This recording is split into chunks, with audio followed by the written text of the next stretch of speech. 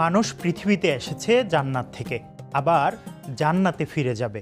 তবে এই ক্ষণস্থায়ী পৃথিবীতে তাদের পাঠানো হয়েছে একটি নির্ধারিত সময়ের জন্য। এই সময়টা নানা পরীক্ষার মধ্য দিয়ে যেতে হয় মানুষকে। এই পরীক্ষার সময়কে সঠিকভাবে কাজে লাগিয়ে যারা নিজেকে জান্নাতের জন্য প্রস্তুত করতে পারবে, সেই হবে সফলকাম। কিন্তু দুঃখজনকভাবে অনেক মানুষ শয়তান ও নফসের প্ররোচনায় নিজেদের স্থায়ী সুখের ঠিকানা জান্নাতের পরিবর্তে চিরস্থায়ী অশান্তির স্থান জাহান্নামে ঠেলে দেয়।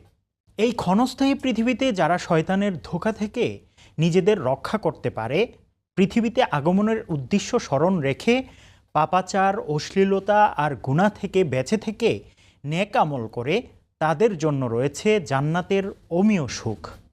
আল্লাহ তাআলা পবিত্র কোরআনে বলেন, তিলকা হুদুদুল্লাহ ওয়ামান ইউতিইল্লাহা ওয়া রাসূলাহু ইউদখিলহু জান্নাতিন তাজরি মিন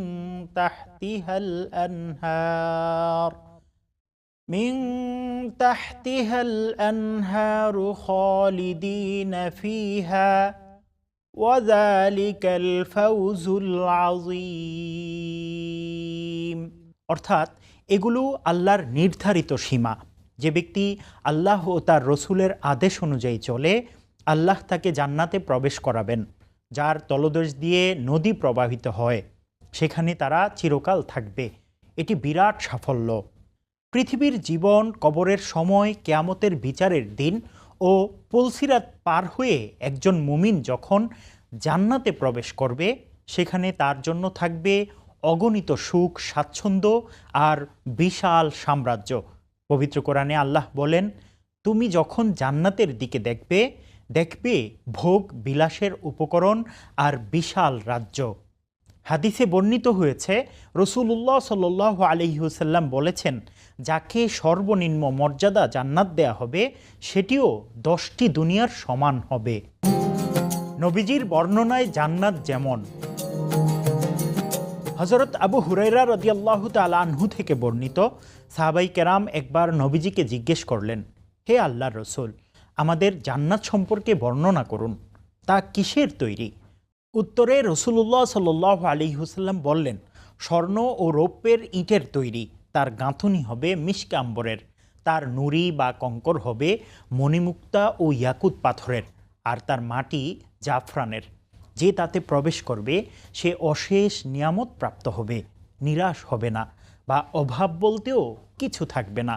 সে জান্নাতে চিরস্থায়ী বসবাস করবে, সেখানে কোনো মৃত্যু থাকবে না, তার পোশাক কখনো পুরাতন হবে না, তার যৌবনও শেষ হবে না। মহানবী সাল্লাল্লাহু আলাইহি ওয়াসাল্লাম জান্নাত দেখার সৌভাগ্য লাভ করেছিলেন।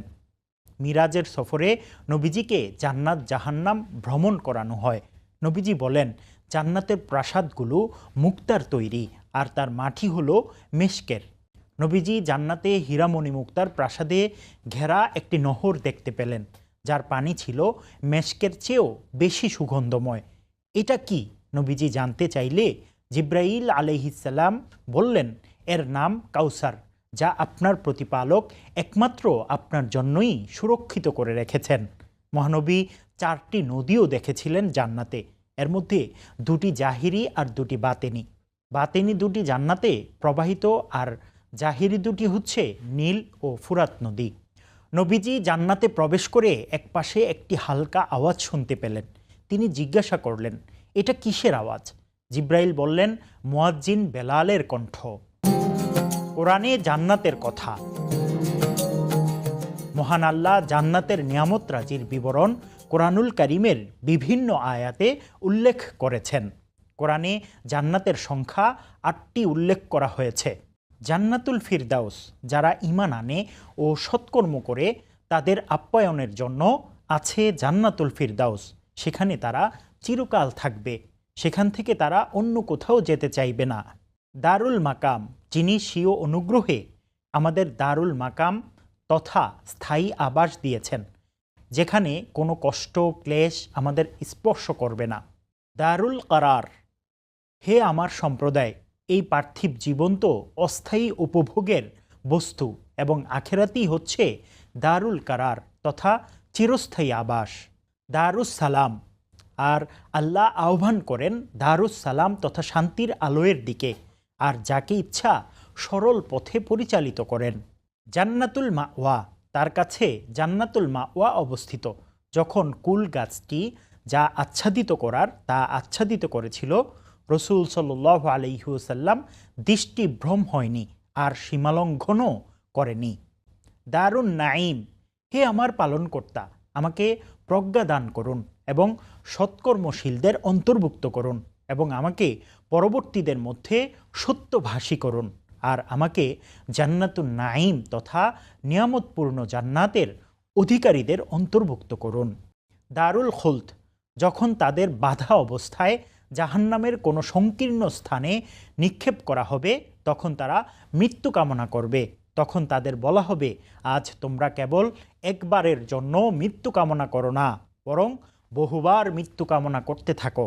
বলুন, এটা উত্তম নাকি জান্নাতুল খুলদ তথা চিরস্থায়ী আবাস যার প্রতিশ্রুতি মুত্তাকিদের দেওয়া হয়েছে? এটাই তো তাদের পুরস্কার ও প্রত্যাবর্তন স্থল। সেখানে তারা স্থায়ীভাবে বসবাসরত থেকে যা চাইবে তাই পাবে। এই প্রতিশ্রুতি পূরণ আপনার প্রতিপালকেরই দায়িত্ব। জান্নাতুল আদ, হে নবী, আমি আপনার প্রতি যে কিতাব অবতীর্ণ করেছি তা সত্য। এটা পূর্ববর্তী কিতাবগুলোর সত্যায়নকারী। নিশ্চয় আল্লাহ তার বান্দাদের সব কিছু জানেন ও দেখেন। এরপর আমি এই কিতাবের ওয়ারিশ বানিয়েছি আমার বান্দাদের মধ্যে তাদের যাদের আমি মনোনীত করেছি। তাদের মধ্যে কতক তো নিজের প্রতি অত্যাচারী, কতক মধ্যমপন্থী এবং কতক আল্লাহর ইচ্ছায় সৎকর্মে অগ্রগামী। এটাই আল্লাহর মহা অনুগ্রহ। তারা প্রবেশ করবে জান্নাতুল আদ তথা স্থায়ী বসবাসের জান্নাতে।